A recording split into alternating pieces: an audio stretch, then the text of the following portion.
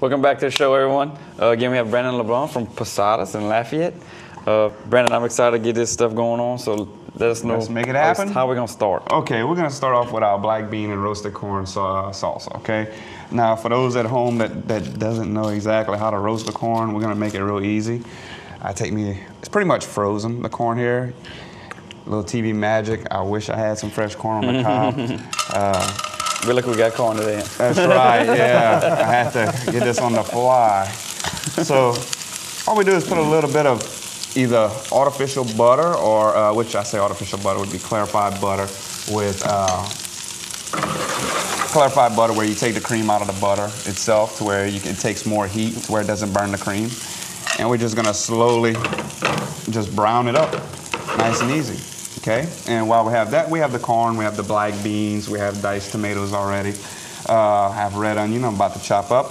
What we're gonna do, Jason and Joe, we're gonna go ahead and we're gonna turn this on. We'll get part one of the tacos ready. We'll go ahead and fire up this and we'll get some red snapper out, if you don't mind. If I can get a fillet of that. Some pretty snapper fillets. Oh yeah. That's good eating, man. Ooh. Love me some snapper. That's some yummy eating. Okay. Now, I don't know about y'all, but I like me some seasoning. Now, this here is a blackening seasoning. I don't know if I can get a name on this, but sure. It's Cookin Posado, blackened redfish. If you like to blacken food, I use this on my steaks, and this redfish seasoning, I use it on my steaks. Actually, I think you might be able to find this at Piggly Wiggly. At Piggly Wiggly? I have a few lines of Chef Paul Prudhomme's items in the store. This is probably one of his most popular, definitely famous. Definitely. Oh, yeah. And Joey, if you could, man, can you order the big bottles? No stores carry the big bottles. I can see what I can do. I know you can make it happen, Joey. You are the man. So all we're gonna do is continue to brown this up a little bit until it turns golden brown. We want to get that good roasted flavor on it. A little color on it. A little color on it. And when we blacken things, we really want to get the oil pretty hot. And you definitely have to use clarified butter when you blacken. Oh yeah. Because it will burn the cream inside your butter. And the simplest way to clarify butter at home, for you at home, is if you get, I say, 2 pounds of unsalted butter to a pound of margarine, and you plastic wrap it up inside a microwavable container and let it go for about 3-4 minutes. And what will happen, the cream will separate from the butter itself, and then you just scrape that cream right off the top. And it helps you cook things on a higher heat, you know, without burning it. Right. Now this looks like it's starting to steam a little bit. Notice how it's not burning. I'm gonna go ahead and lay that snapper down. Okay. Very important that it's hot. Oh yeah, especially when you're blackening. Yeah. Same thing with steaks, guys. A little blackening seasoning on there, and then get your grill or your skillet hot, depending on how you want to do it, and just burn it up on one side. Me that likes it mid-rare to rare, I'll get it extremely hot, and then just drop it on there for about 3 minutes on each side. And that's some good stuff, like any kind of like a little fillet, blackened fillet. Oh God, yeah. Can't beat that. And it's so light, you know, especially with Lin's season coming around. Exactly. I mean, people sit there and, you know, they're like, oh, it's burnt on the outside. To me, like a ribeye, when you got that fat in it. Char. Oh, you char that. Char that, and you can still have it rare on the inside. A lot of people don't understand that. I was working at this steakhouse, and they seen the steak come out nice and burnt on the outside, and someone had ordered it like that, and they were like, God, you gonna sell that to that customer like that? I was like, well, sir, it was, you know, ordered that way. And he was like, well, what do you call that? I said, well, there's a black and blue. And I said, there's also just a regular old black. And I said, I can cook it for you like this any which way. There we go. Beautiful. Man. I tell you what, that Paul Prudhomme's, it really makes a difference.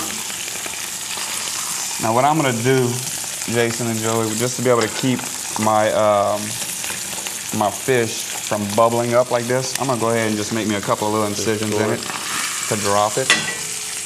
What this is gonna do is keep it from bowing up. It's that skin, man. And I've had that happen plenty of times. Matter of fact, you're right, Jason. What I usually do is store the skin. That's usually what I do, and it kind of helps. For some reason, that skin wants to kind of contract. Yeah, it tightens up, and it kind of pulls the fish together a little bit too much. And don't be afraid with snapper. It's a very tough fish. You can play around with it. You can handle it. It's not gonna mess up or break. Not so brittle, yeah. Right. It's not like a flounder where it's flaky and gonna break apart on you. Yeah, I get people that ask me to grill those flounder fillets And like on a flat grill, of course I would, but I don't really have a flat grill. Like mine's a little extra charbroiler. So you know, that's hard. Yeah. Oh yeah. That is hard. Yeah, I don't normally do it. Get a little color on the corn now.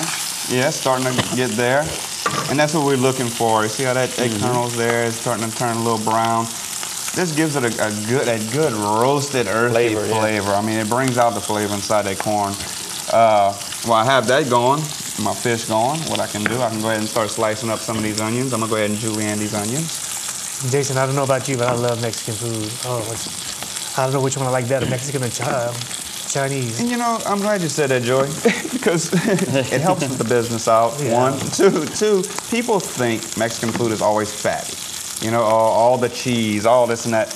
Well, that's why you know, the Lent menu, once a year we come out with a Lent menu that's all seafood, or, you know, well, not all seafood, but mostly seafood. And the thing is, for the people at home, we do create lighter dishes inside the Mexican restaurant. You know, it doesn't necessarily have to be cheese, stuff this and that, you know, fresh off the grill.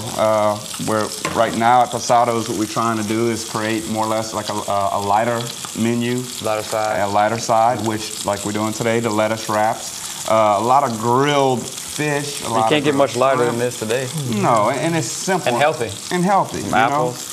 I mean, that's what we're looking for, and that's what a lot of people for lunch, they don't realize, you know, they have just a short amount of time to come in. And of course, guys, the time that it's taking us now, it won't take this long whenever y'all come in for lunch, because this would be set up. You set up, yeah. Well, Brandon, we're going to go ahead and let you continue cooking your corn, and we can take a short break and come back with more What's Cooking in just a few minutes.